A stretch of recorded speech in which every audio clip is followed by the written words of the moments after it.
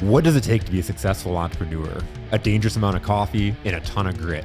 My name is Jason Tracy, and every week I interview business leaders to share their stories, life lessons, failures, and advice with you. Welcome to Coffee and Grit. Let's get that roar going, Dan. Let's go. Man, that got me excited. Are you ready? Yes, absolutely. I am so pumped up, guys. What is up? I am ready for this episode. I've seen Dan around the community for a while. We were just recanning. I met him at Brighton Coffee House. I won't call it BCAT, because I say BCAT, people are like, "What's that?" Even in the community, what's Coffee BCAT? House and Theater. You got to use the analogy. I came up with. Isn't it fun? Yeah, yeah. We'll talk more about that. That's so awesome. Cool. So I love it when a plan comes together, to quote my favorite general, Colonel John Hannibal Smith from the A-Team.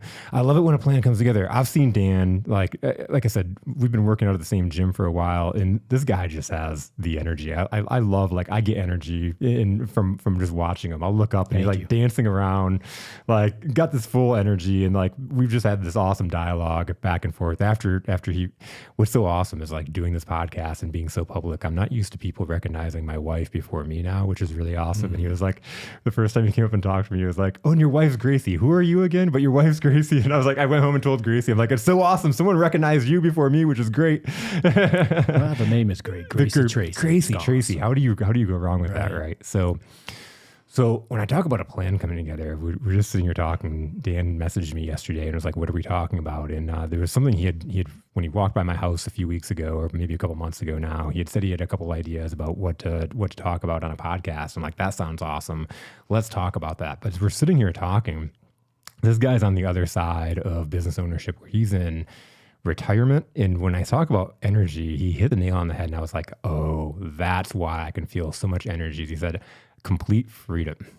And so the entrepreneurs out there, everybody that's like, this is, you're here and you're listening to this because either you own a business and you're trying to figure it out, you have the strategic long-term plan to be where this guy's at right now, or you're sitting there thinking about, how do I start my business? How do I get out there and I do that thing? And ultimately, again, you want to be in the spot that Dan is at, in that complete freedom. That's the number one driving reason why you're even doing this thing, right? And so I'm not going to babble on very long. I don't know much of Dan's story because we've never had a one-on-one conversation. So I am so pumped to dive into this. So Dan, welcome to Coffee and Grit. Thanks. There's a lot to this story. I'm ready for it. I don't know if we have enough time, but we'll get most of it in. How's that? We'll do it. Let's go. Excellent. So let me just ask you a question. At the gym, you see me, and there's not too many people at the gym that are, pumping it up to 10, because that's where you need to be. There's a lot of people over there, John. It's turned into maybe a social club. But for me, I've managed to balance that social atmosphere and then tell people to get out of my face while I'm doing some squats. But then I'm also asking you, like, hey, man, I need to do that. Show me how to do that. I love that. Without hurting myself. Yep. And so this has been, an experience for me since, let's say, about 2 years now. I actually put the nail in it and done. And I got myself a new client, which is me. So when you're the client, you know what you want. So I don't really have to guess myself. I want to spend time on nutrition, exercise, and committing myself to good friends. All right, because we're in this last period of life, and if you haven't experienced happiness like I am right now, then there's something to look forward to.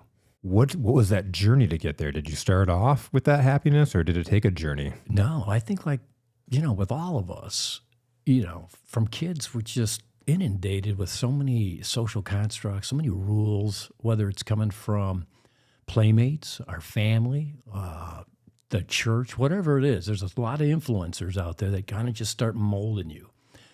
And some of those things you don't like, you tend to put in a coping mechanism, which and again, at that age, you don't know you're doing it. You're just like, I need to solve this problem. I don't like where I'm at. I'm going to, boom.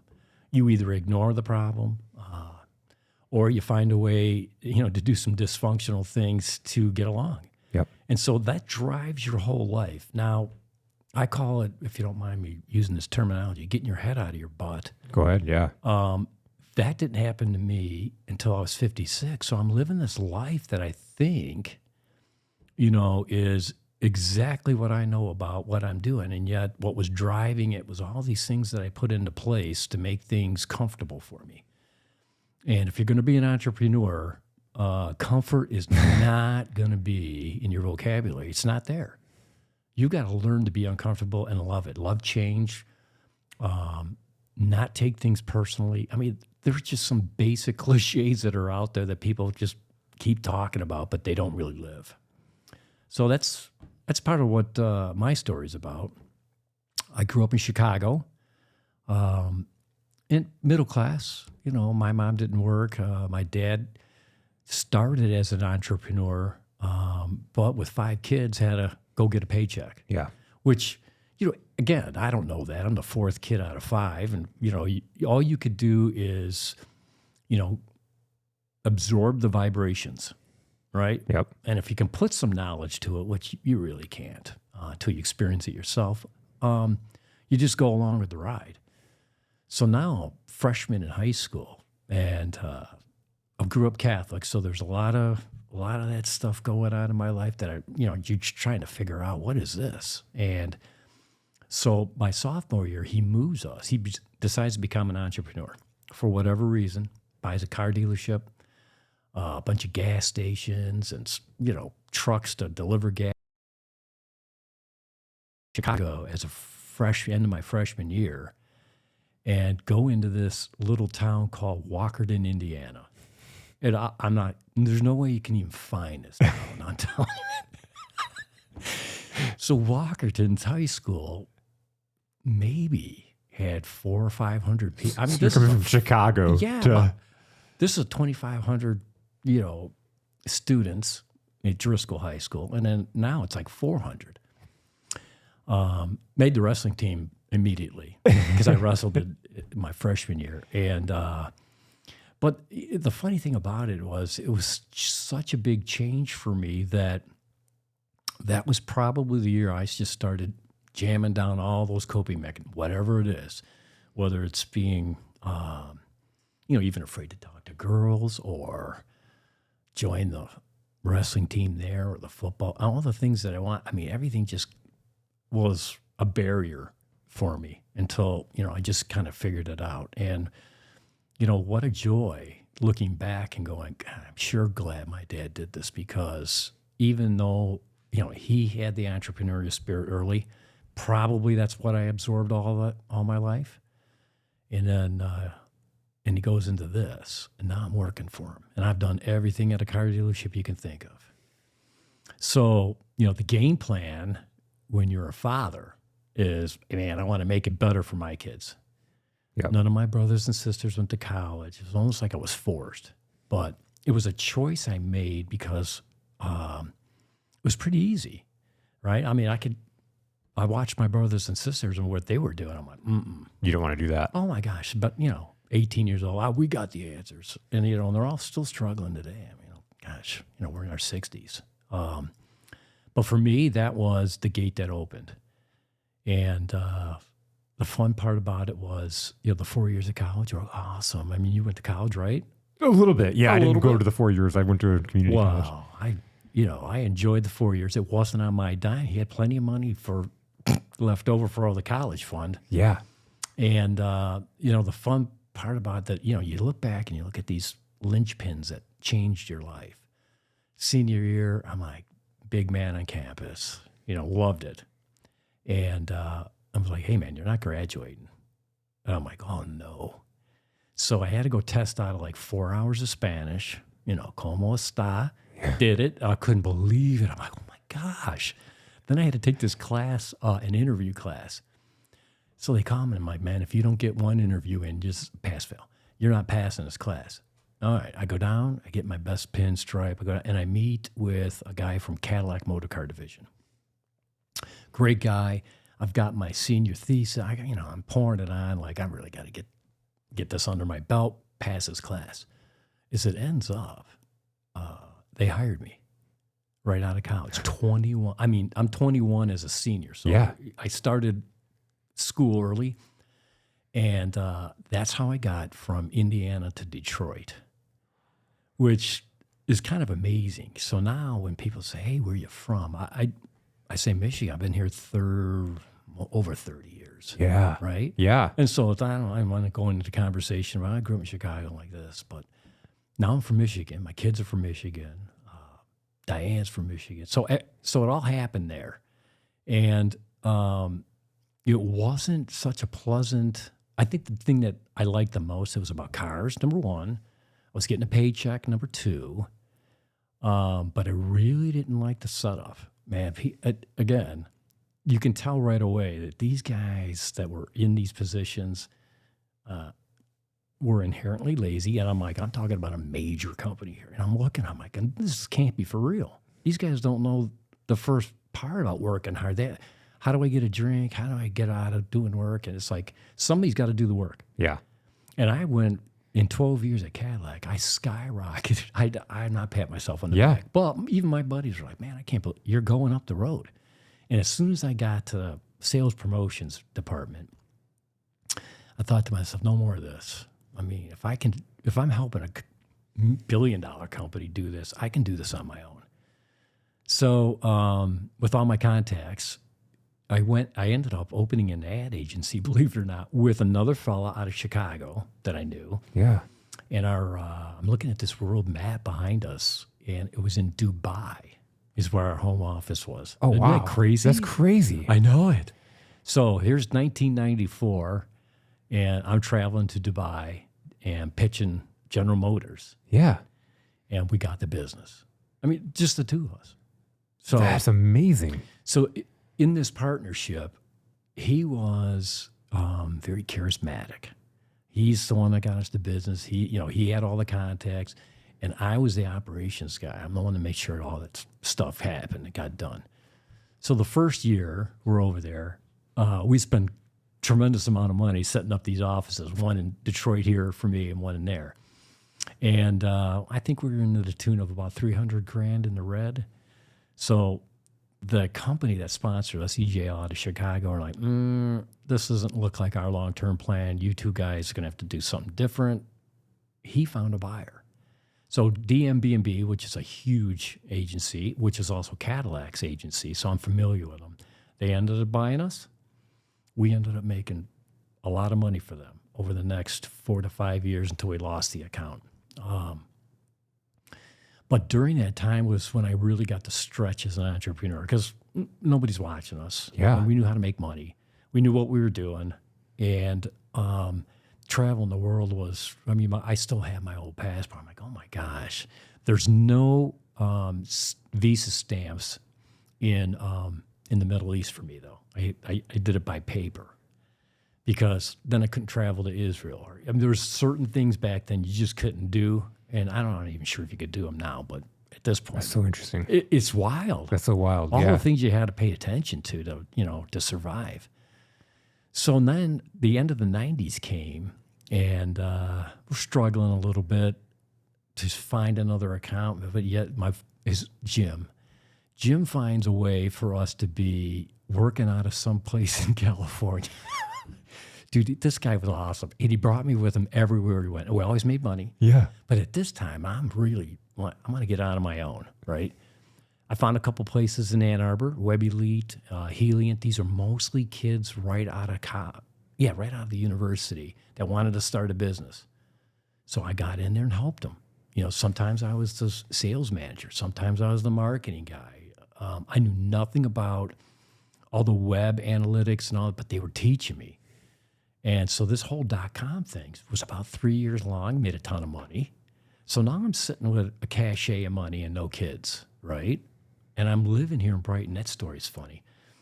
At the time, Diane she was handling Manhattan, right? So she's downtown handling dealerships and stuff like that. And I'm back here and I'm like, wow. So she got transferred back to Detroit and she had to sell her house over in Jersey. So I convinced her to buy a little cabin on Ore Lake. And just a 600 square foot. We'll live in Novi. This is our up north thing because I had no idea what up north was. But that's easy. North, yeah. 30 years ago, Yeah. it's like this is easy enough. 18 miles, done. And I just found myself loving that cabin so much. I ended up live it out there. And she'd be like, hey, are you ever coming back to know? I'm not so sure I want to. Well, at the same time I'm doing that, things are going on.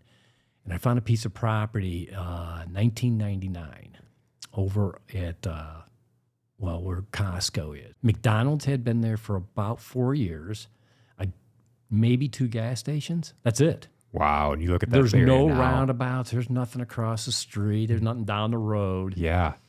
And I got talked into building a car wash, so I'm like, all right, I'm going to do this. So when I bought the piece of property, $300,000. Now that, to me at that time, was a lot. Yep. But I leveraged whatever I had. I knew that much about it. Cadillac taught me so much how to, manage money and how to get through projects, that type of thing. So when I got that piece of property, the challenges to building a car wash, you would have absolutely no idea how stupid, ignorant the folks down at the township were. These people are entrepreneur wannabes. They're getting a paycheck for working, for the town or township, and they want to tell you how to run a business. And I'm like, well, okay. So I haven't, I've run my own businesses now for 20 years, so I get it. But then it just got to the point where it was like obscene, some of the stuff they were doing. It's almost like you got to get a lawyer. And so there's a lot of stories and challenges behind when I finally said, all right, I'm going to do this thing on my own, say goodbye to Jim, bought that, and, the money trail was going in one direction. I had to sue McDonald's. They put their stuff right across the property that I bought, and they weren't supposed to do that. But they did it anyway. So big companies make mistakes too. So that was a huge challenge. I mean, one thing after another. So now I'm up, no equipment in the place yet, and a couple of kids decide to have a party in there, and they burn the place down. You don't even have it operating yet. No. This is 2001, March 10th, right? And they blow the place up. These two, and they're both in jail right now still. But the whole point is you never know what's going to happen. Yeah. And traditionally, back when I was that age, 40, I still approached problems and challenges with, negative emotion, because that's how I was taught, whether it was anger, whatever dysfunction it was, taking it out on other people. But here is a complete scrap of the place, right? I probably lost 110 on this total. Then comes the fact that the place isn't really built up. They were saying, there's a Kmart going in across it. This is going to be a major intersection, right?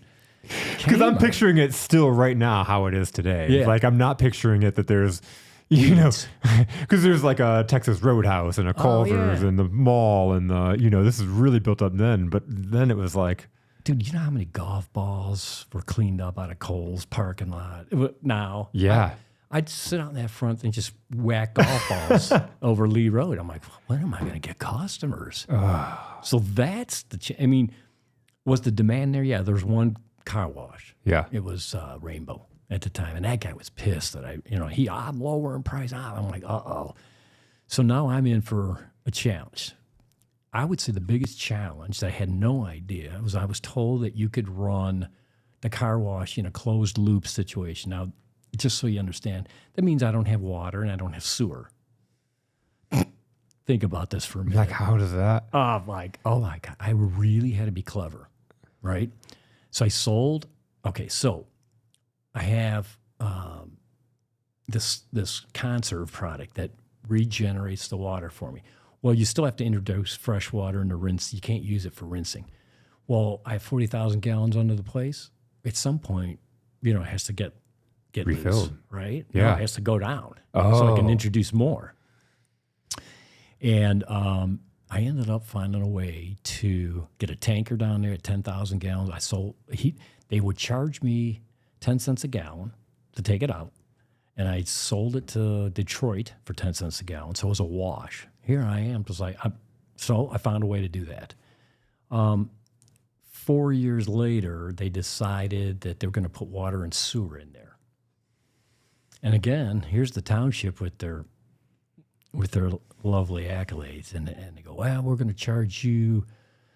I think it's 12 REIs, resident equivalent units, RUs, and I'm like, oh my gosh! I mean, we're looking at a bill for putting the sewer in for somewhere in the neighborhood of $80,000, and the water was another 120. So I got another $200,000. I haven't made any money yet. I'm still working off my pension from GM. All the other things. I'm getting Meals on Wheels from Diane's mom and dad. Honestly, it was one of those things. Got two little ones. Yep. So these are the things, that you just pull your hair out over, as you can see.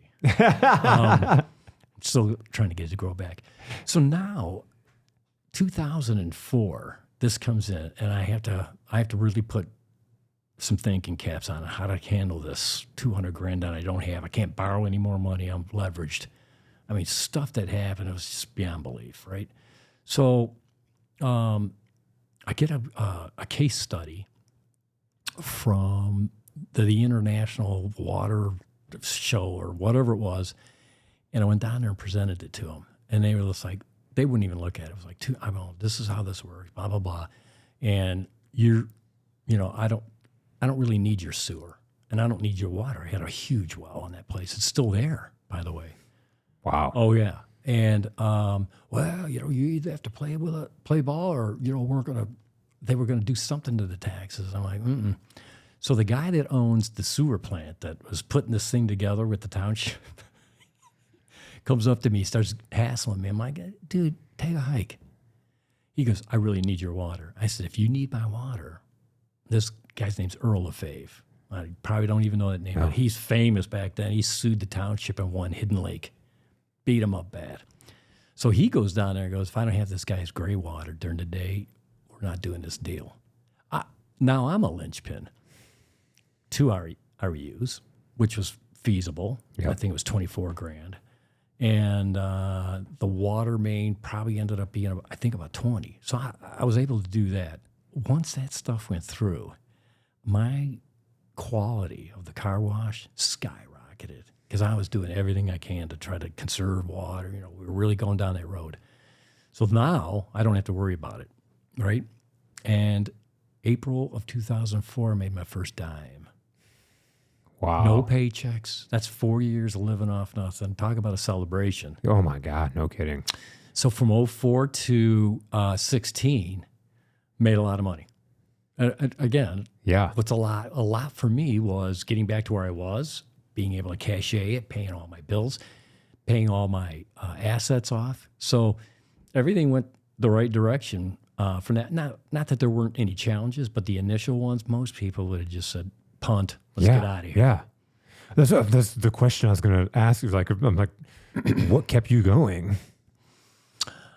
The mentality that I had was, I'll live in a box if I have to. I'm not giving up. I don't want to fail at anything. And that really sounds weird. Yeah. Because I would never consider any of my experience in my life a failure. It's more of a learning tool. But if it all got taken away from me, I guarantee you something else is going to open up for me. Whatever it was going to be, I don't know. But I didn't really need to open that new can up when I know what I had was going to work. So that was it. That's how I got into that position. And then in 99, when I was still doing all this stuff, I was helping those .com people, help myself. And that's where the Sherpa comes in, by the way. So, you look at these people climbing Mount Everest or whatever mountains, they have a Sherpa help them up there because they need the help. They don't know what they're doing. Yeah. Yep. So on my own Sherpa, taught myself how to get through all these finances. And then when I sold the place the first time to these two guys, it worked out pretty nice. So now I'm feeling pretty free. I'm golfing, and I meet this guy on the road, and he goes, I really want to put up a big exercise facility. It was called FYI, for your information. And the thing was, it was all about food and all those things. And it was a huge project, and it never made it in totality. Well, we decided to do some pilot programs over at Green Oak. So it was the space, the ride, and the fuel. Yeah. You remember those? Oh, yeah. The fuel and the ride are gone. Uh-huh. All right. The premise behind those two were probably really good, just bad management. I mean, I just call it what it is, and I hope he hears this, but the fact is he wasn't a very good client. Yeah. Didn't listen to people. And, and I could tell that he didn't have any skin in the game. He comes from a very wealthy family. In fact, the whole thing was financed by someone other than him he had money. Yeah. So that disconnect, right? That's really what changed my way of looking as he didn't need a Sherpa. He needed spanking. Yep. That's what he needed. Yep. No names mentioned. And then, so the next guy is Marcus. So Marcus owns, or did own, Espresso Royale. Yep. He had 81 stores across the nation. 81. 81. This guy Wow. was doing awesome. He had a plant in Whitmore Lake, making coffee, blah, blah, blah. He struggled, like I did in the car wash business, but eventually he got some partners to help. And those partners ultimately screwed him and booted him out. Right? So here we are sitting at Huron Meadows, and he goes, "What did you do?" And so here we go. I go, "What do you want to do?" He goes, "I need to do something for my family. I want to open a." He's all his idea. And I said, "You know what? Why don't you hire me to help?" "Well, how much you going to cost? How much is that going to cost?" Now, here's a guy that has no money, just got kicked out of his own business. And I said, one day I just shook his hand. I go, "You know what? You pay me, you're going to be a client, right? I'll get you all the way through this. $3,000. Now, that's really nothing. He shakes my hand with a big old smile on his face. He goes, "That's absolutely." So now we take this. We're over on North Street. Not the greatest place, but the only thing available. He saw a for lease sign at where they're at upstairs. Yep. So they just wanted It's like Beverly Rays, right? Beverly oh Rays. my gosh. Yeah. So here's going to be another example of, put your big boy pants on. So the guy that owns the building is like, "Yeah, this gal's been going month to month for years." He goes, "I got 30 days to boot her." She goes crazy. Remember this. I don't know anything about it except for what I'm hearing from the community. Oh my goodness. When we were in, to get what in front of the board over there, whatever we were doing, she was unbelievable. Gosh, I hate to say this, but she reminds me of current day Trump. And no politics here. Yep. Whatever. Nothing that left her mouth was positive about, she didn't even know Marcus and Amy. When Marcus and Amy got up to do this, what we're doing here, the theater, the blah, blah, blah, everybody was like, okay. And this gal would interrupt and finally, the best thing that ever happened to her was getting out of there. She goes across the street. It's modernized. She starts getting business. Well, yeah. But again, here's another example of people that let their business go. Now it's somebody else's business, so on and so forth. But Marcus and Amy still have it.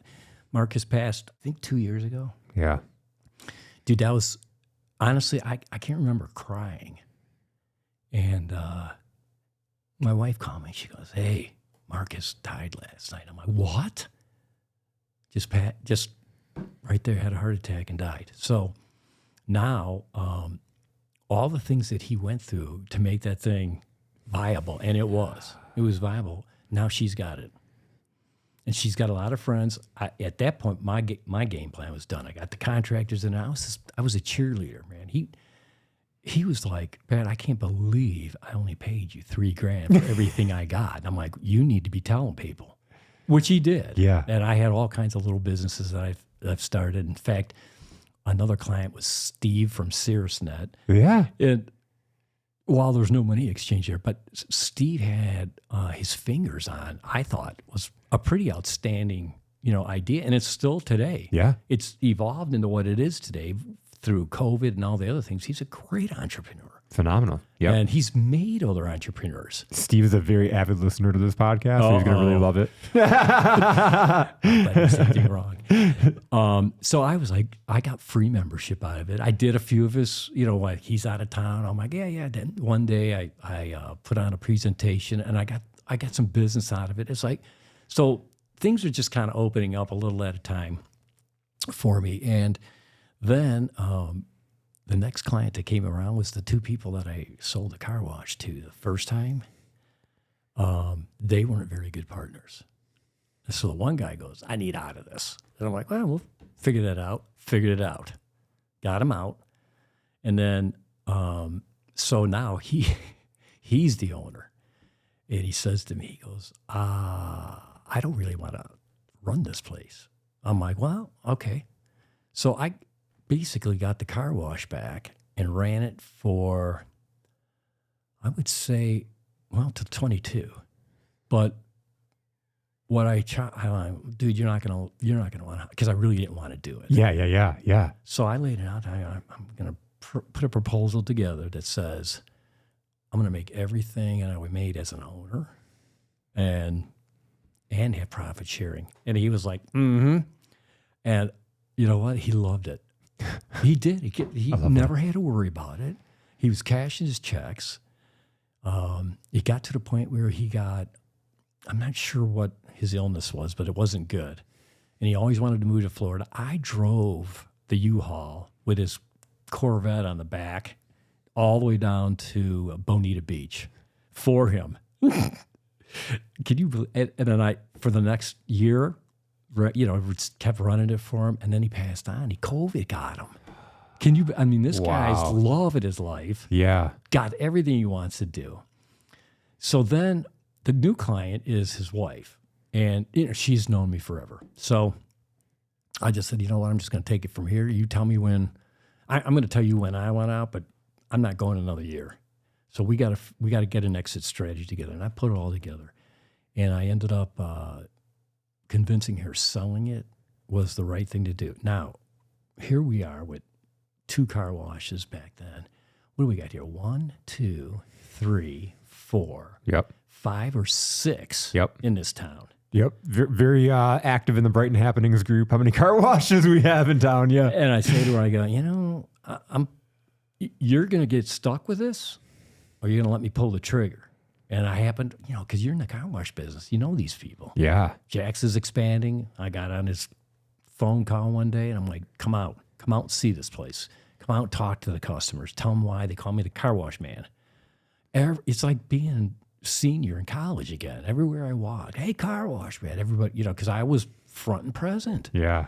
And I still get some That's so even funny. at the gym sometimes. I'm like, oh boy. Yeah. Because I didn't even know that you were the one that owned the car wash. Oh. You mentioned earlier, like when I sold the car wash, I'm like, oh, and then I started putting it together. Yeah. But yeah. This whole deal comes together, and she's a millionaire living in Bonita Beach. I'm retired, living in Brighton. In a nutshell, there's the story. Now, there's so many caveats to that story, but what I really want to talk about is if people are going to do something like this, they got to know that there is an end game. It can be an exit strategy. It could be maybe it's just something of being fulfilled. So for me, the fulfillment was finding out what I wanted. So you can define happiness, as fleeting. I had a good meal and I'm very happy. Yep. But to have happiness in your life 98% of the time it's a struggle, which is the other 2%. But the fact is I can live with that. I can live with 80-20 too. And it's all in your perspective. It's all in how you take things. If you don't take things personally, that other 20% really isn't that bad, to be honest with you. You got people that have been living their lives wanting, their selfishness is based about, I want something that somebody else has. I want to be taken care of. I want freedom. And they don't know how to pay the price of freedom. Yeah. Yeah. So, and again, you can define freedom any way you like. We got a good start here in the United States. Think about all the things we can do. Yeah. and not have to worry about. I don't think we're going to need to worry about a Scud missile come flying in here, and now we all got to hunker down. And you have the free will to be working for a company and say, I don't want to do this anymore. I want to start my own thing and go out and do that. Yeah. And the fact is, they taught me. Yeah. He trained some salespeople. We'd have record months, and all of a sudden, the guy down the street, hey, now he's working for a Chevy dealer. I'm like, oh. I go, do the same thing. Go down there and get their top guy. Yeah. And so you learn these things growing up, and there's certain things that just hit you. So one day I'm at the parts counter, and there was a letter sitting there from somebody. I'm not sure who it was, but it was like a letter of recommendation. I'm reading it. It was about my dad and about, how they really liked his integrity and the fact that, there was no BS around what he was doing. And it's like, okay, that's who I want to be. Yeah. As much as we didn't get along as a father and son, because, that's how it works sometimes, right? Yeah. And it took till, I'd say 2 years ago before now we have a relationship where he's 90 years old and we can have a decent conversation because he still's got everything up here. Amazing. And he still physically can walk and talk and take care of himself. I'm like, oh my gosh, it's not that it was wasted. It just took that long to get there. And it wasn't his fault. It's mine. But now that I got it, my relationship with my kids are like we talked about. My daughter now is applying for med school. I mean, this cat, she went to University of Michigan, graduated with honors in chemistry and biology, all kinds of stuff. She went out to D.C., worked for Johns Hopkins for a year. Wow. And some of the stuff she was doing, she invites her mom out for like bring your mom to work. And she's like, they're putting a new pig valve in a pig, and they're doing stuff. And Diane's like, oh, wow, I couldn't believe it. I'm like, that's absolutely incredible to see, a 24-year-old kid doing stuff like this. That's amazing. And then go down to present it to all these doctors. She's made just some great inroads. So now she's applying to med school. She lives in New York City. She's going to live there for a year and figure out she'd like to do her, med school in New York City. So, and then my son Connor went to Kettering, got a degree, and this is what I really like about being their father. It's like he's like, well, Dad, I don't really want to be an engineer. And I'm like, wow, that was an awfully big commitment on my part. And again, I don't look at it that way because the piece of paper will get you anything. Yeah. Yep. But the education, that you have will get you a lot more if you decide to apply it. Well, that's not what he wants. And he understands what he really wants and how he wants to do it. And his fear was that, hey, after you spend over 6 figures at Kettering, am I going to disappoint you? And I'm like, hell no. No, this is, again, timing is everything. If I was 50, I'm like, hey, bud, sharpen those pencils, get a job. Yeah. He figures it out. I mean, from 18 on, he somehow or another stuff that rubbed off from my dad to me, rubbed from me to him. And he's able to do it. And I just like, he's 27 now, and I watch, and I'm like, oh my gosh. He has no stress at 27 like I did at Cadillac. And he's happy, and he's got enough money in the bank to eat and pay his bills and do what he wants to do.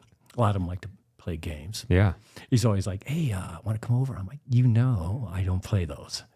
But he just, all you want to do is beat me. I'm like, how about if you and I go for a run?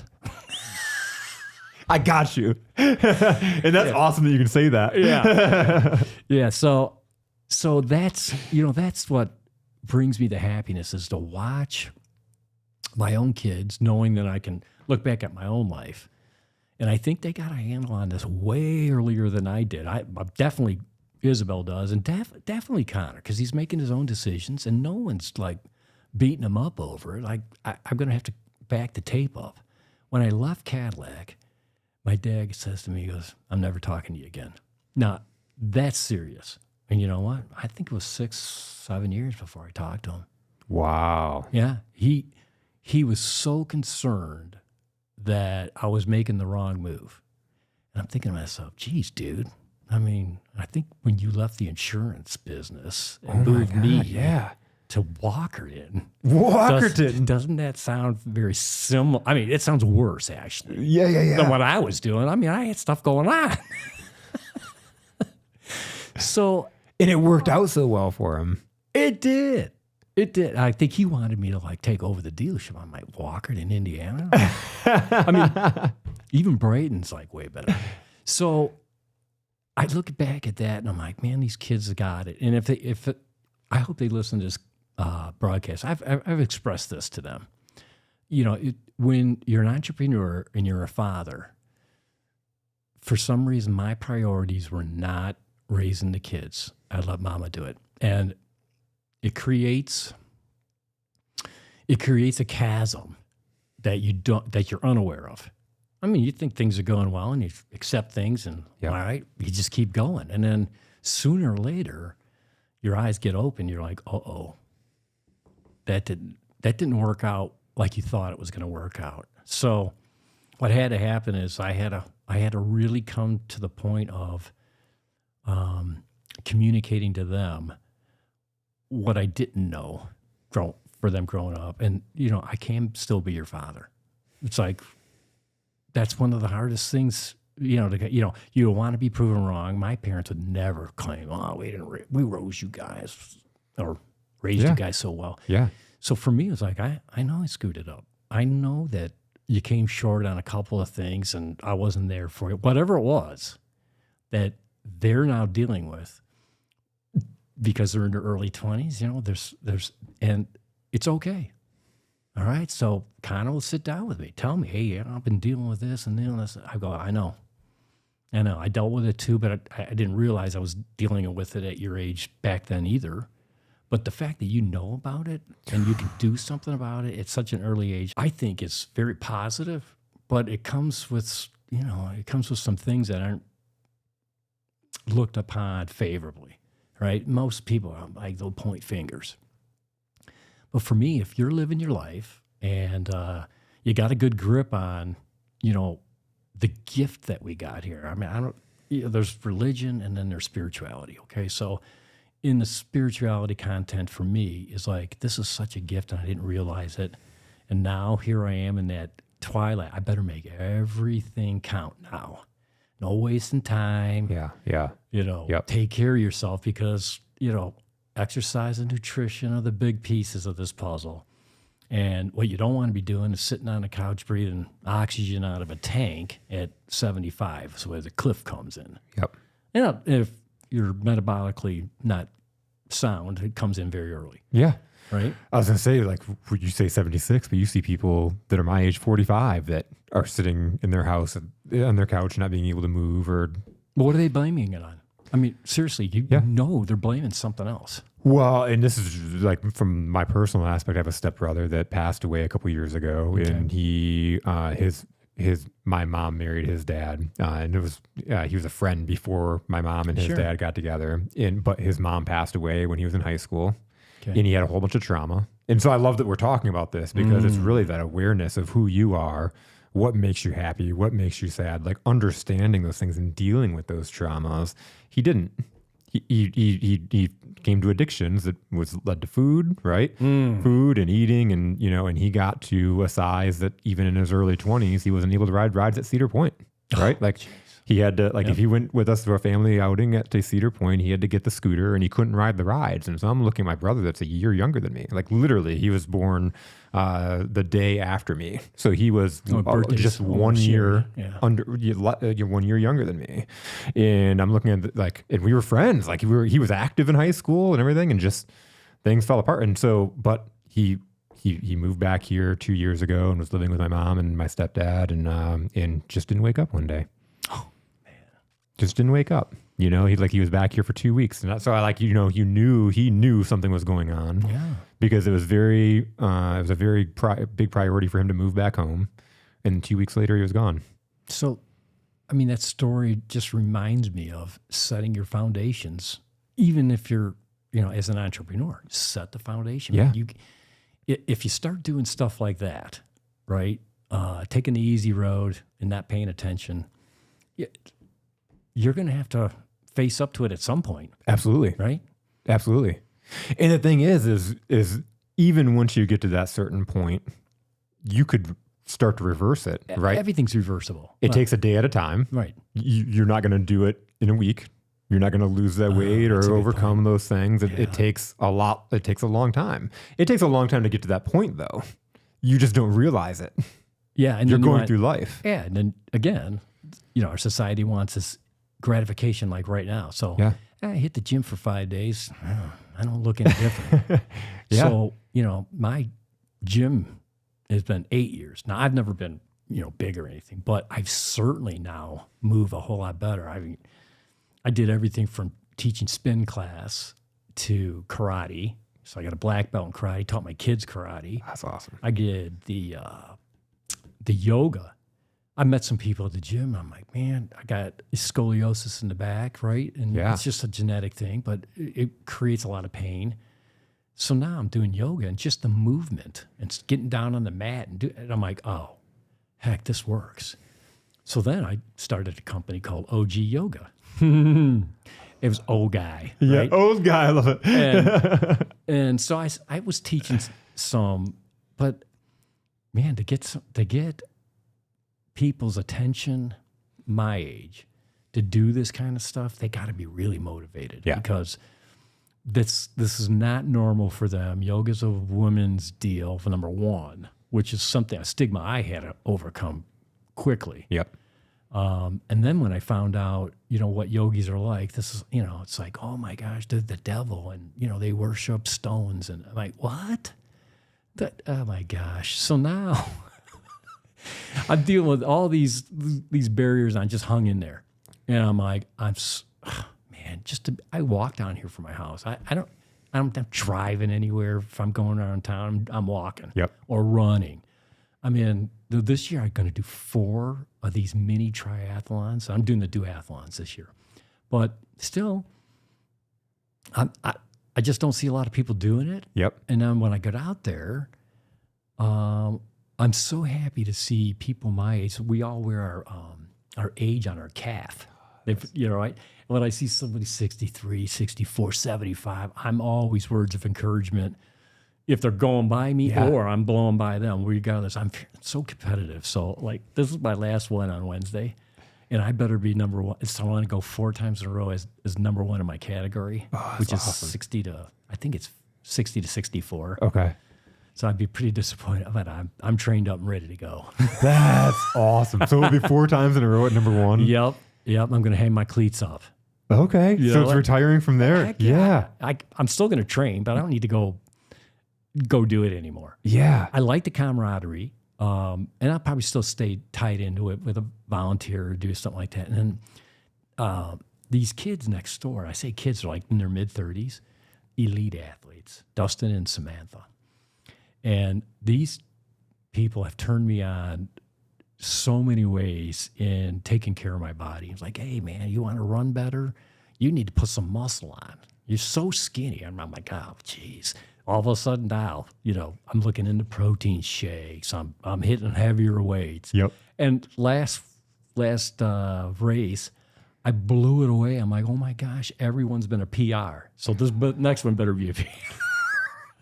But I'm going to keep the stuff that they gave me. Yeah. I'm still going to lift weights. I'm still going to do the stuff that they do this thing called the Murph. Have you ever heard of this? I've heard of the Murph. Yeah. Holy. I have not done the Murph yet, but this is a challenge I've heard. I think, well, it's called Raw Garage is the name of his business. So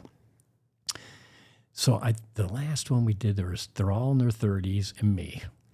And I did it in 41 minutes. And I will admit, probably my pull-ups weren't as full as everybody else's, maybe. And theirs weren't either after 20. Okay. Yeah, they're like, But that 20-pound rucksack for a mile on the beginning, that's not easy. Yeah. And a 20-pound rucksack at the end ain't easy. So then you do 100, let's see, what do we do? 100 pull-ups, 200 push-ups, and 300 squats. And that's the Murph. Yep. And I mean, ragged. That's a cold tub afterwards, a hot tub if you can find it, a sauna later on. I'm like, oh my gosh, I can't believe these kids do this. And they're like, hey man, you want to go for a bike ride? I'm like, no. no, I want to go to bed. I'm going to my garage and sitting in my chair because like people like sitting in their garages. It's the way to get out of being inside. So I found a way to do that too. It's a convertible home. Oh my gosh. And his garage is full of weight equipment and stuff and the sauna. And I did manage to get a key to his garage, so I can help myself to the sauna. What a great neighbor. Oh, they really are. They're terrific. That is so awesome. So how good does it feel though to be able to do that and like you're doing it with younger people? And because I do the same thing when we talk about basketball. It's like my same thing. And I love how you're talking about the running and how it's led to the working out, because it's the same thing for me with basketball. As I was going out there and I wanted to get better. And I was running really hard, but I would come home and I'd be exhausted and sore for 3 days. And so I literally got into a workout routine just to get better at basketball. Now I'm like lifting weights 5 days a week and, playing basketball twice a week. And, when I'm like structured in games and then practicing with my son as much as possible. But it's like that level of playing, being 45 and being able to guard my son or being able to guard people in their 20s. Being competitive, it's fun. Yeah, I would say the result of you being competitive is your commitment to it, number one. And then it just affects everything else in your life. I mean, can you remember when you were a kid, like, I got to work out, and you don't work out and you feel bad about yourself. Yeah. And then you try to insert something else to make you feel good. Well, it could be a glass of whiskey, who knows? But now that you're doing it, your work life, your home life, everything is changed. Yep. And it's just one little thing is taking care of yourself, right? Yep. So I think if somebody's listening to this, if you're not taking care of yourself, find time to do that. Find time to love yourself, man, first. Because, I mean, even relationships are hard when you're not balanced. Yeah. You know, and you're going to be challenged because it's other people's perspective is what you're going to have to deal with, and they don't agree with you. So you got to figure that out. You got to figure out, oh man, do you negotiate everything? No, you don't. You just balance it out, and you know that whatever position they're coming from is based on what they've experienced already. Correct? Yep. Me too. Yep. Right? So, I mean, you and I have an opportunity to sit here and chat for an hour or whatever, and hopefully something will ring out in somebody's ear that says, hey, maybe I should try that. And it's not too late. Like you said, everything's reversible. Unfortunately, some things aren't if you let it go too bad. Yeah. But, any metabolic disease, you could figure that out pretty quick. Why don't you just cut sugar out? Yep. Which I am a sugar freak. This is one of the big challenges for me. So cream in my coffee is where I go. But God, I should have brought the coffee. Oh my gosh, if we had that lion's breath. Because you don't even need cream. I did the Cirrus Net breakfast. I spoke at the Cirrus Net breakfast and I served our coffee at the Cirrus Net breakfast back in July. And I had 4 people right in a row tell me, I will not drink coffee without cream. I just drank coffee for the first time without cream and for this, and I don't even need it. Well, I'm going to challenge you to find a way to get me a cup of this coffee. Awesome. Yeah. Right? I don't care how it works, Yep. Even if I stumble by your house. Where's that coffee? Will we be in the gym tomorrow? Oh, yeah. Yeah? Yeah. Well, the last thing, I'm going to ride my bike one more time before this race, but it's going to be a nice, easy ride. But tomorrow I'll be just stretching it out. Okay. Got to stay busy. So you might be bringing coffee tomorrow? Yeah. If you're in the gym tomorrow, I'll bring a cup of coffee. Excellent. Yeah. Awesome. Yeah. That'd be great. So I don't know if I've helped anybody here, but there's just so many things that you can talk about. But the best part is when you hear somebody else's experience and you truly listen to it, and instead of saying, "Hey man, this is what happened to me," you start saying, I wonder if. That's a great way of starting to let them start to think about other things. And you don't really have to. I hate giving advice anymore because I hated people giving me advice. It's like, I know what I'm doing. Or like the next door neighbor's little kid. Yeah. She's 3. Her deal is, I got it. So one day the dad was doing something and it looked like he was going to push a trailer, a heavy trailer. And he's a pretty tough dude.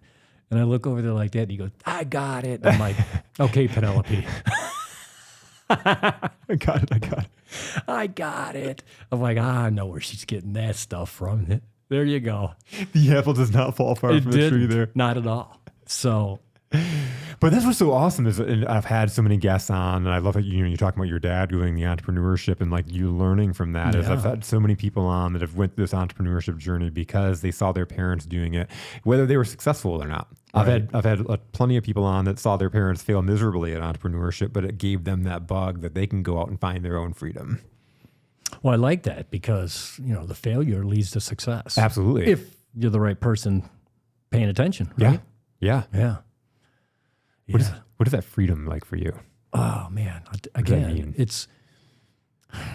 All right, personally, I spent most of my life in this conscious or maybe subconscious talking to myself, creating the story that makes me the hero, that makes me feel better, that resolves all my issues. And I'll be honest with you, as a young kid, I thought I was the only guy that was going through this. And recently some people finally I do that too. I'm like, well, we all do it. I didn't know. I was like, oh my gosh, here I am off in La La Land thinking about how I just saved the world or whatever it was, or I just created a new product that I patented. So all these things that you're dealing with for solutions, you put yourself in the middle of. Well, now through, I'm going to say almost 8 years of meditation. And I know people are like, oh, meditation, I can't do that. I can't think. I'm like, oh, yeah, I know. I said the same thing. So I started slow. Maybe it was a couple of minutes of me just thinking about how many breaths I just took in 2 minutes. Just simple stuff. Yeah. And now, shoot, I can almost water ski and meditate at the same time because, if I had to pick my sport that I want to do every day, I'm going to go out and hit the course, go slalom, go chase some buoys down the course. Mm-hmm.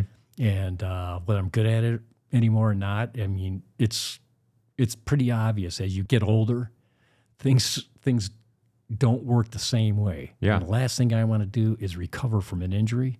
So I've slowed on my skiing down to a point where, I'm going to go 30 miles an hour, 34. And if I don't make the buoy, I'm not really going to be pushing so I can go tumble across the lake that feels like concrete, by the way. Oh, my gosh. So everything's changes, and you're smart. Again, you keep that balance going. So with freedom, it's the same thing. Are you free to tell somebody you don't like them? Well, I guess you are. But is it necessary? No. Accept who they are, because there's probably something people don't like about me too, which I probably could say that's true.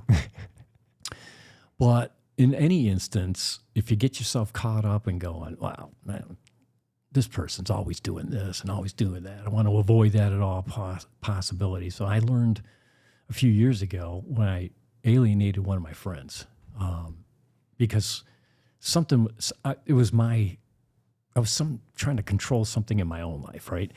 And he wasn't helping. So I kicked him out. And fortunately for me, I brought him back in because he's brought in so many more things, dude. The things that I'm learning through podcasts, all the stuff he exposed me to that I had no idea was even out there. Yeah. What do you mean? Listen to this guy. What? Yeah. Oh, yeah. You want to know about something? There's an expert that'll tell you about it. And then you can decide whether or not that's good information or not. So I'll give you one guy, Peter Attia. Do you know who this guy is? No. Oh, he's a doctor, or he did his deal at Johns Hopkins too. So, but this guy is into nutrition and exercise, and his book's called Longevity. Okay, I've heard of this book, I think. Oh my goodness! So I spend a lot of time reading books, but they're fiction, and I was feeding my character, if you will, like, oh yeah, I could be that hero. I could, I'm that guy now. And I'll go for several books of the same guy doing the same thing, but it was fun. Yeah. To when I started studying yoga, other books that were about life, books that were things that challenged me. Friends that say, oh, did you read this book by this gal about loving yourself? And I'm like, no, Well, that's another big changer. I'm like, oh, it's not romantic loving yourself, man. This is about knowing that Makes me this think of that gift. song about touching yourself. Yeah, that's the Pee Wee Herman song, I believe. So yeah, it's just a whole different feeling. It's like, oh my goodness, I've missed a lot by just pushing it down. And now when it comes up, some of it's hard, right? And I'm still struggling with things, but that's, I think, your whole life until you finally get the information that you want. It's like, really, is this just a dreamland? Whatever it is, whatever you want to figure it out to be. For me, it is a perpetual energy that's happening, right? And I'm just part of it. And, these things are plugged in. My phone's got a battery. What's our battery? What's pumping this hard? What's life? So this perpetual energy is there with us. When it's gone, we're gone. And then people spend a lot of time thinking about, well, you're in heaven, you're in hell. You go through all the things that man has made up, stories that man has made up forever. And then, and I will tell you, I've read the Bible 3 times, one of my favorite books. But it's not about religion. It's about, look at all these life lessons. So many life lessons. Oh my God, yeah. And now somebody wants to take it and go, wow, you want to be in our group? Then we're going to read the book, and this is how you're going to do it. And I did have, the last church I was with, and again, I've gone away from churches because for that reason. They'd start the whole thing off about the freedom.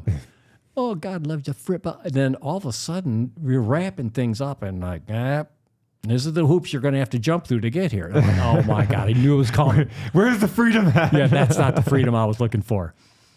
So, and I think my kids will absolutely thank me for changing my mind about making them go to church. Because I was made to go to church. I mean, I went to Catholic school. Yep. Every day was church. I go to confession. I'm like, why? Now. It was funny. Like, You're my God. You're talking about Catholic. So I was dealing with that, and the first thing that popped in my head, so guilt. You're dealing with a lot of guilt. Yeah. That's how shit got done. Yeah. Yeah. Right? Yeah. It's like, well, one of you guys are going to be a priest. And I'm like, I think that's Mike. And then God said, Mike, that you're the one that. Yeah. So the pastor, or we call them fathers. Pastor's something different. He'd come to Sunday meals and inevitably, like, who's going to the seminary? Like, man, not me. Anyway, so I can't speak enough about freedom, though, because it just encapsulates, your personality and your well-being and everything about you. I mean, you're free when you're healthy, right? So you feel you're free. You're free of going to the doctor or free of taking statins or whatever it is. It's like, oh my gosh. 5,000%. Yep. So it just plays a big role for me. And it's not the only role, but it's still, even in relationships. I mean, you're free to accept people the way they are or try to control them or try to change them or just go along with the program. And sooner or later, I got this saying on my board that the universe, with its perpetual energy, brings people into your path. And it's up to me, if I'm paying attention, I'll know whether or not they need to stay in my path. Even if it was for a short time to teach me a lesson about whatever is challenged me at the time, that's what it is. Yeah, yep.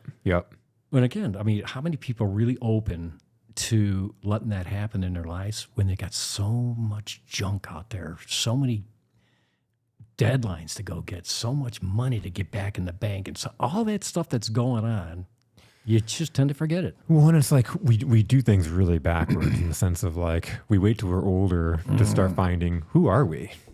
Well, I'm going to tell you that's Connor. Yeah. I'm not waiting. Yeah. I'm going to be who I am now. Yeah. I'm going to do what I want now. And you know what? Later on, if I got to go work the grindstone for some reason, I'll do it. Yep. But right now you're going to figure it out. This is the time I need to enjoy and figure it out, because when he does work the grindstone, if he figures out that's what he wants to do, it's going to be something he's happy about. Yep. Right? Yeah.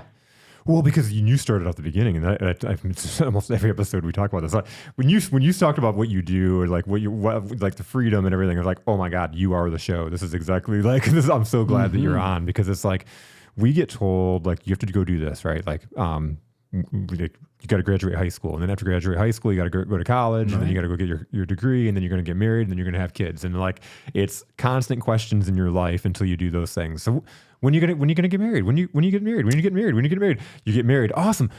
Kids on the way? When are you going to get kids? And so you're living life off of other people's expectations. When's the next kid? When's the next kid? They are building your life for you, like just for their pure entertainment. And then you're thinking you got to, not you personally, but all of us feel like we've got to keep up with this timeline. And if we're sitting there at 28 and don't have a kid, now people are looking at what's wrong with us, and we're questioning what's wrong with us. We haven't asked ourselves, do I really want kids? Dude, I was 40 when we had Isabel. Yeah. 40. Wow. Grandpa Daddy, they were calling me when they saw me. Yeah. Well, I mean, what do you think about today's kids? How old are your kids? So I have a 16-year-old. Okay. Yep. Yeah. So he got his own car yet? Yeah, I bought it. He bought his own car. Oh, yeah. Yeah, bought his own car. He wanted to. So he has a job with our neighbor. He owns a tent rental company, and so he's been doing that for it's been 4 seasons now. So he's been doing it since he was 12.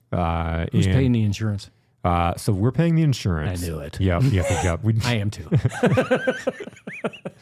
Yeah, we told him we got the insurance, but like we were so proud of him because we told him we'd help him with the car, and he was like, I just want to get this now, and he was working and he had saved up, and so good for him. But it's teaching those things of like, if you don't want to go to college, it might not be the thing for you. Right. Like I see a lot of people go to college that spend time there that don't know what they're going to do. I don't know. What do you see these generations they describe? I'm baby boomer. Yep. There's Gen Zs and all the rest of them. And oftentimes I hear, people moaning about, these kids generation, they want it on a silver platter. They're entitled. I'm like, it's just such an easy way of saying that you didn't do your job. Yeah. I almost said it. Sorry. Absolutely. And it's not that you had to do your job. You didn't know. All right. So these certain things. So now I look at, my kids in that generation, they're in the top 1%. Then, yeah. If I'm hearing things absolutely. Right. But how the heck are we, how's the world, or just the United States, let's say, how's that actually going on if all these people are like having problems and they're entitled and whatever, and they're not working? It's not true. It's an easy thing to say, but it's not true. Yep. And I look at, you got a 16-year-old. You have any other kids? Or just him. Yep. Okay. So you're obviously looking at this and you're saying, he went out and got his own car. He's been working for 4 years. I mean, there's no way you can come up, these kids today, they want everything on a silver platter. I got to pay the cell phone. I'm glad that I'm helping them out to get where they want to go, to achieve. Now look at Isabel, for gosh sakes. She's always worried about money. I'm like, man, don't worry about money. I did that for my whole life. And for you to worry about money is a lesson that has to be learned early. You don't need to worry about money, especially when your mom and I got your back. We've invested with you too since day one. Yeah. Right? Yeah. Yep. And so here she's in like one of the harshest cities to live in financially, living in a baby apartment with her boy. And he's going to school full time to be a lawyer, and she's trying to be a doctor. So the stress is there. And I can't just say don't stress, because I've said that already. Yeah. It doesn't matter. Yeah. They're going to stress. You know what? That's the cue that tells me that they're paying attention. Now, if you can pay attention just a hair more and go, all right, I know the stress is there, but that's what's driving me. And then right before the show, she sends me, I got my first interview at med school. She's been worried about it. I haven't heard back. When are these people going to contact me? It's going to take a while to get. There it is. And, for a dad to get, a message, first of all, they don't like the return messages. You'll find this out soon. It's like talking on the phone, forget it. Yeah. No, they could be looking at the phone ringing. Like, they'll send me a text. What do you want? So and they may not even respond. Yeah. That's just who they are. Yep. And I accept that. But for them to just arbitrarily tell me their success stories. This is what's going on. I got the job. I'm looking forward to seeing you. Whatever it is part of that freedom for me. It's like, oh my gosh, I love the fact that they can reach out and tell me stuff. And I don't have the expectation that you should be doing it. You know, like maybe your parents, my parents still like, I need you to call me on Friday before my nap. And I'm like, well, you know, it's possible that I'm out doing something else. You know what I'm saying? So don't count on it. Yeah. Yeah. So anyway. That's so awesome. Yeah. What else? That's so awesome. So I just need to know more about this line. Yeah. Right. So just tell me what you're doing and,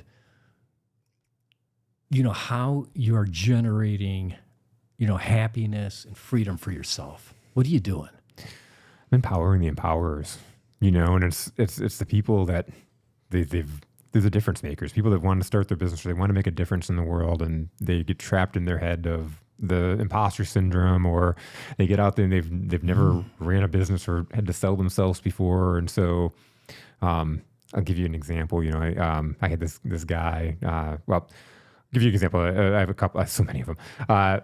This lady, Sparkle. Her name's Sparkle Lindsay. What a magical name is that, right? So I met her on LinkedIn. She lives in Colorado, and she's been out here a couple times. But when I first met her, she was making $16 an hour as a sobriety coach. So one-on-one, like a coach, recovery coach. So she was a recovery coach for a nonprofit organization. She was making $16 an hour, but that's very generous to say because that was $16 an hour for 40 hours. They were having her work 60 hours, but because they're a nonprofit, they couldn't pay her this, and they were like bleeding heart, like, hey, could you just do this? And yeah. She's a fixer. She's like, oh, of course I'll do it. And so she's picking up all this stuff and she's doing this. And so started working with her and building out her business. And she got to a point where she was working on her business and she's growing. And she got to a point where I'm like, I think you're at this point where it's time to leave your job.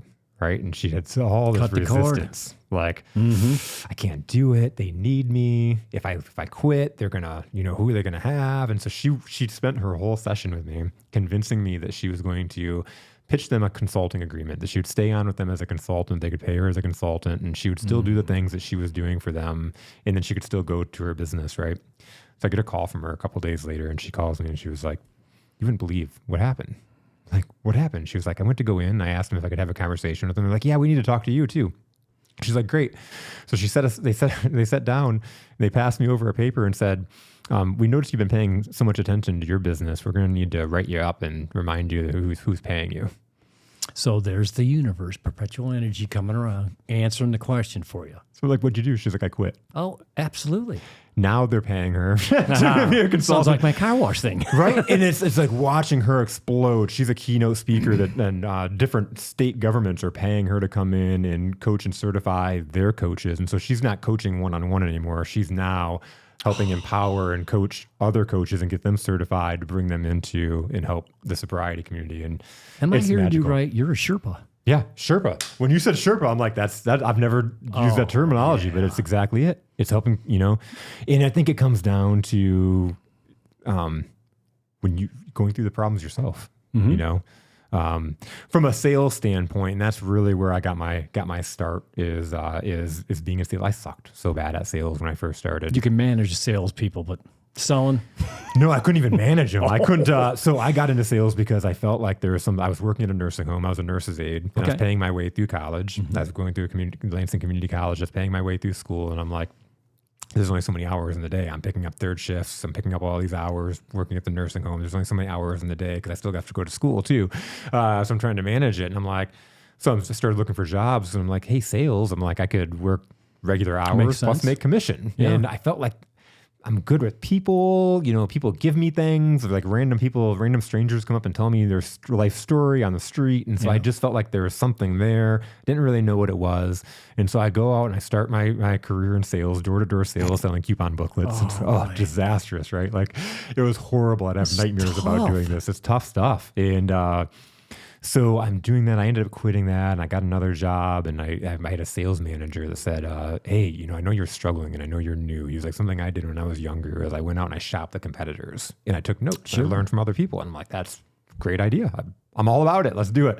So I went out to car dealerships and furniture stores and all the places I could find salespeople. And I went out there for a few weeks, and I was extremely disappointed. I'm like, I'm not learning anything. This sucks. Like, everybody here sucks. Like, I'm going to the car dealerships. I'm 21. They're playing paper, scissors, rocks over who's going to talk to the young guy that's going to waste their time, right? And they were right. I was there to waste their time. I'm shopping them. So, but I can see it. I can see that people didn't want me there. I can see that people were worried about wasting their time with me because it wasn't going to pay off to a sale. I could see that they wanted to just sell their product and they weren't asking me questions or learning anything about me. They're just trying to talk me into something. All right. And so I'm thinking I'm not learning anything. And then I had this epiphany like, oh my God, this is so much easier than what I could even imagine. Like, it's just going out there and listening to people. Like, the thing that made me good, why strangers would come up and tell me their life story, or people would do my work for me, is I would just ask questions, and I'd be very curious about people, and I'd give them their dopamine release by, and I cared. I wasn't just doing that to do something. I really am that way. And so I'm like, what if I just did that with my clients? If I just came in, I just started asking them a bunch of questions and learned about them and learned about what's in their way, and I could solve their problem and so I started doing that. Similar then, yeah. So I made a career doing that, and then I got the opportunity to lead, and I was horrible. Again, falling. Like, I'm taking care of my customers really well, but then I'm doing everything. I'm afraid to delegate because I'm like, oh, now I'm adding more to their plate, and then it's not going to get done right, and then I got to do more work anyways, and then another epiphany hit me is like, what if I did the same things to my people that I did with my clients? Like, I have clients waiting in line for me, like I have clients that are driving an hour to come and see me and then waiting in line because there's something I'm doing that's taking great care of them. It's like, what if I got to know my people, understood what their desires and their goals were, their dreams, and then I was able to show them a way that I could help them get that. And very simple methodology to talk about how to explain that, but that's essentially what I did in my leadership career, and was able to got plugged in and helped an organization with millions of dollars in debt, and they were about to file bankruptcy, and I came in and helped them rebuild their organization. And this is the last job I had. Much fun, though. It's so much fun. Bringing in, it was in 2008, so it was in the middle of a recession. It was like young people. That was a tough year. Tough times. I was hiring young people that had never done sales before, or people that had been laid off from their jobs. Like, I had one guy who was an engineer, and he was laid off from his job and didn't want to go into construction, so he got into sales. And so, but taking these people and then developing them and showing them how to do sales the right way. And so I developed a whole system around this, and I got to a point 9 years in, and we had a lot of success. We were franchisee of the year and all this good stuff. Wow, good stuff. It was like all these people were coming up to me in our franchise within our, that saw the success that we had, and were picking my brain, and they wanted to know, how can I do this? How can you help me do this? Can I pay you to do this? And it's like, I really like the idea of this. There are so many people that start a small business with a purpose, passion, expertise. They just want to be their own boss, and they have no idea how to sell or lead. And because of it, the challenge is making them do it, and you not doing it. Yes. I found that early on for me. Is like, oh man, I can't be doing this for them. If they don't do it, they're no skin in the game. If it fails, it's Dan's fault, not mine. Like, I mean, you just described the E-myth too for your own business. Yeah. It's like, you can't be the mechanic, you can't be the manager and the owner and expect really to have the success that you need to make a living. That's the way it is. Yeah, you can't do it all. And so my very first good client, or high paying, we'll put it that way. It was like my high paying client.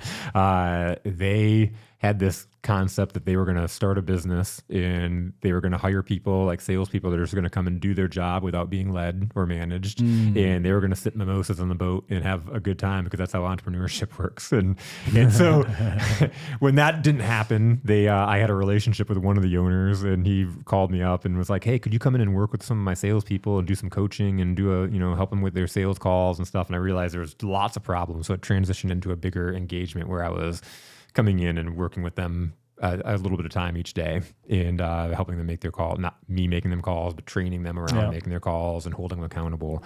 But at the end of the day, these people the two guys that owned it just wanted to sip mimosas on the boat and boats and hose. Boats and hose. I love this show. I would be the job, right? I love being able to help a company, empower them, give them the structure and the framework, and then they go run with it. Yeah. And then I'm able to move on to another client at that point. The one I do in one-on-one kind of happened because I was going out and I was picking the brains of other coaches and consultants. And so I was like, this is early on in business. I'm like, I just wanted to learn from the other people that were out there doing it. And what I found out is there are so many people that are amazing coaches and consultants. I was getting a lot of imposter syndrome. Like, wow, these people have so many qualifications. They're so good at what they do. What makes me a coach or a consultant? But they couldn't sell themselves. They were heart-centered and they started giving their stuff away for free. And then, now they're not making any money and they're like, who's going to hire a consultant that can't even make money for their own business? I hate that word consultant. It's terrible. It's terrible. Yeah. It's horrible. Yeah. I mean, back in the 70s, it was cool. It was cool. You could hang out on a boat being a consultant. Shooting pistols and Oh, man. Yep. So, well, all right. So I'd like to suggest that, and I haven't read this book yet, but I've perused it a little bit. Yeah. I want to suggest that there are some really good books out there that may or may not be just, for the entrepreneur. It might be just for you. And the one that I came across just recently is called The Four Agreements by Don Miguel Ruiz. yeah. You know this one? I've heard of this one. I haven't read it yet. Oh, boy. I mean, if you got a long drive, just stick it on Audible. Okay. And the principles behind it are, this is what intrigues me. It's like, I'm listening to this, and it's all the stuff I've been thinking about for 8 years, and he's pulling it all together. I'm like, maybe I should have wrote a book, but that's not me. But I started, what is me, though, is he's reinforcing the stuff that I put into play for me to balance that freedom. And one of the first things he says there, he goes, don't take things personally. I mean, that is a key to being free, because once they get in your kitchen, man, they're staying in the kitchen until you kick them out. Yep. And might as well not have them in the kitchen to begin with. First concept. And I'm like, I got to read this book. So I thought I'd pass that on to you. I love it. I'll take that one up. I've heard that one a couple times, so I got to get that. I just, there's a lot in our conversation. I have a client I just started working with within this month, and Rob Dubay and Gino Wickman. Gino Wickman is the guy that started, you wrote the book Traction and EOS, and they wrote a new book called Shine, and it's about the 10 disciplines, and it's the 10 disciplines for driven people, driven entrepreneurs to find peace and energy. And one of the 10 disciplines is know thyself. Yeah. And it's literally because, again, if you don't know who you are, how do you make decisions in order to get the life that you want? Well, okay, so that's triggered exactly. Here's the difference. Know who you are, and then the people that know you really don't know who you are. Yeah. I mean, this is in every relationship, whether it's a marriage or with your kids, they really don't know unless you share it, right? And so my challenge of late has been just be who you are all the time, right? If it's going to offend somebody, well, you know what? If it requires an explanation, then fine. Yeah. And if they don't get the explanation, well, that's fine too. Again, it allows you to just kind of move on. But it's so hard for you to share exactly who you are because you've been hiding it you want to be this to be a good salesman. You want to be that to make money. You want to be this to have a great marriage. Whatever it is, you're doing something that isn't really you. But then you go, well, what really is me? This is the challenge I've had. All those experiences from day one makes you, but it's up to you to decide who that is. Yeah. I mean, throw that stuff out. Be exactly who you are. And sometimes I'm pretty good. I mean, there's not many people dancing around at the gym. I love it. I got music going, and somebody will give you like a weird look, and that makes me snap my fingers. You got to hear this song. And that energy for me just continues to flow into what I'm doing. And when I walk out, I'm not dancing anymore. I'm back in the car. I did my hour and a half or whatever. I'm there.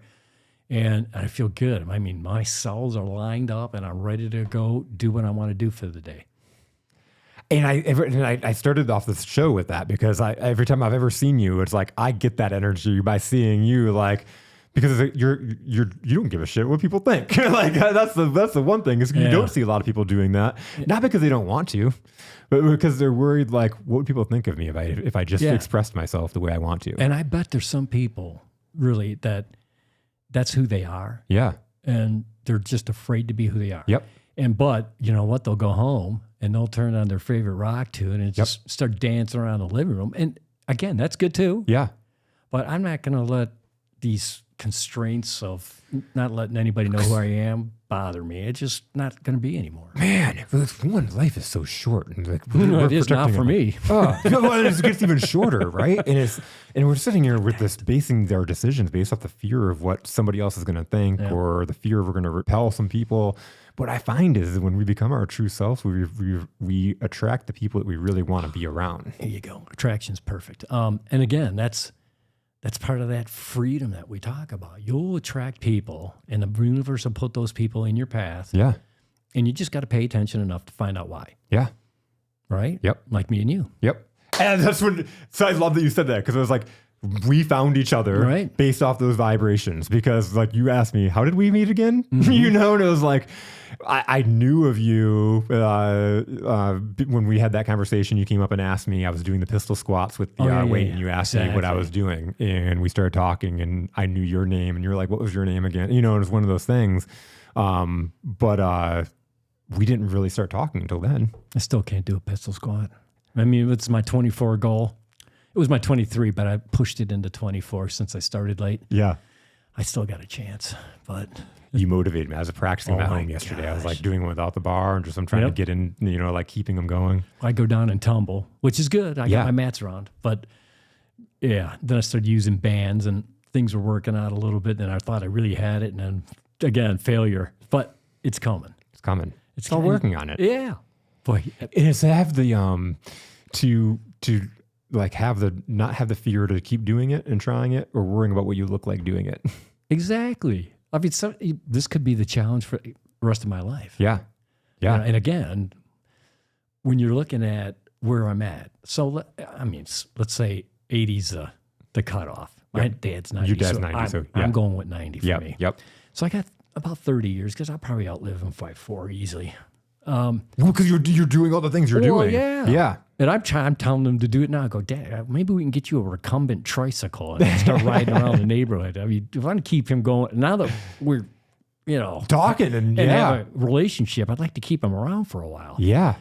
And so it comes to the conclusion of it can happen anytime, right? I mean, it doesn't matter. Yep. You can get hit by a truck, whatever it is. Things could happen, and I've been blessed so many times of near misses and things that happen, and you look back and you go, wow, that's that energy, that motion. You weren't supposed to go there. Whenever you're supposed to go, you go. Yep. I mean, I truly believe that. I do too. But, now that I know that, let's say I'm going to make some assumptions, I can get to 90. Well, the first 64, I'm like, oh my gosh, it's so fast. Even this summer, I'm like, what happened to this summer? Did we just start? Did I just put the boat in the water? I know. The kids are almost ready to go back to school. Some of them are. Some of them are back. Yeah, that's mind-boggling. Yeah. But anyway, so that becomes, something you have to deal with. It's like you're dealing with, it's going to end at some point. Get the best out of it. Stay balanced. Stay free.